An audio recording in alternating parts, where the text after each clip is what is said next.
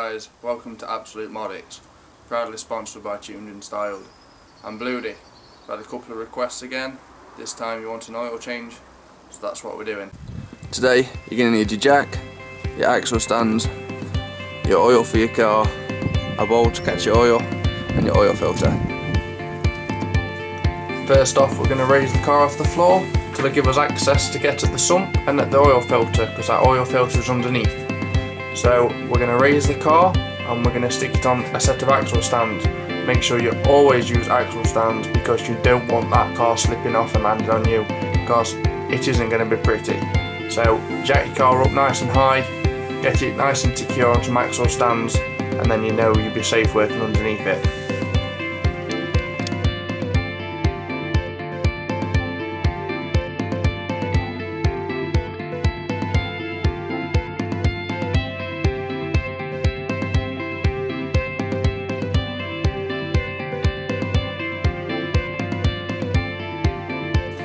Right, we're going to remove the sump bolt. So get the old engine oil out. Make sure you have a tray underneath to catch all the oil that comes out, because you don't want to be cleaning that up. This is a 13mm bolt. Just remember, as it comes to the edge of the threads, there's a high chance you're going to drop it into the bowl, which means you've got to dip your hand in the oil, and it's not a nice feeling, especially if it's warm. So remember, get ready to catch it as it drops. Unfortunately, I fail and I drop it, but it's one of those things.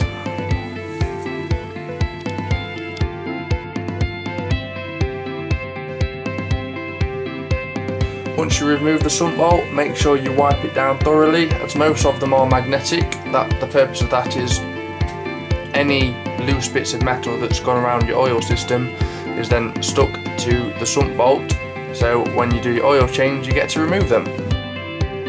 Once it's nice and clean, you can then go ahead and put it back in the sump. Make sure it's nice and tight, because you don't want to be losing any of that oil.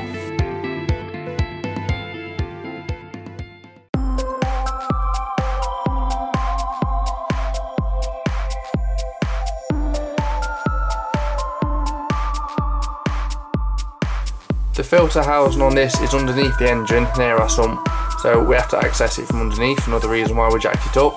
It should be hand tight, but sometimes they are a little bit too tight to do by hand, so you will have to use a little bit of pressure. Once it's out, you can then get your filter out. As you can see, this has certainly had a better life than it's had now.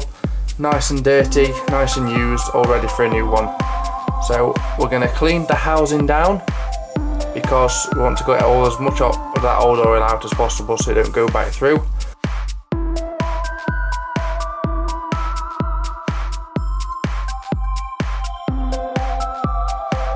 With our new filter, we get 2 new O-rings which go on our filter housing, like that. We're just quickly taking them off. Make sure you put them back on, the new ones back on in the same place.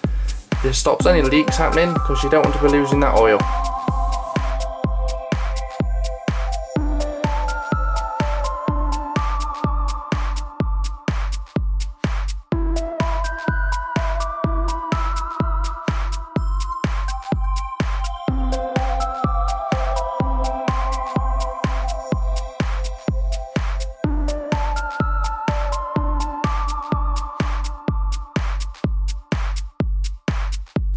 So once that's nice and clean and you've got your new O-rings on, you can then put your new oil filter in, or it might be easier for you to put your oil filter already in, like on the engine before you put the housing in, but it's easier for us this way around. So once that's in, you can then go and put it back on the car, hand tight. You do not want to over tighten it. Once you're sure your sump bolts are nice and tight and you've also got your new filter on, you can then go ahead and put your new oil in. So this engine takes about roughly 4.5 litres once the oil filter's housing's nice and full. So we're going to fill it up to the dipstick says about 3/4.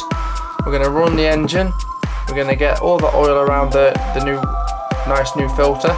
Then we're going to check the oil again, because it will go down slightly. It'll go down a good 1/4 litre, so then we can top it back up to full. Make sure you don't overfill it.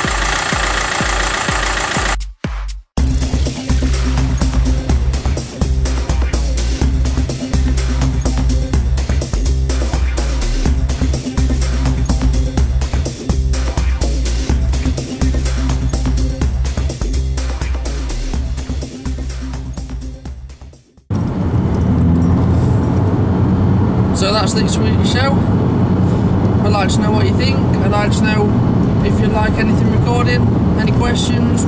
Feel free to leave a comment or message me or join the community, link below, or join Facebook, there's a link below.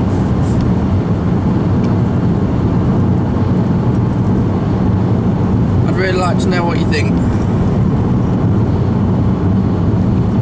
See you later.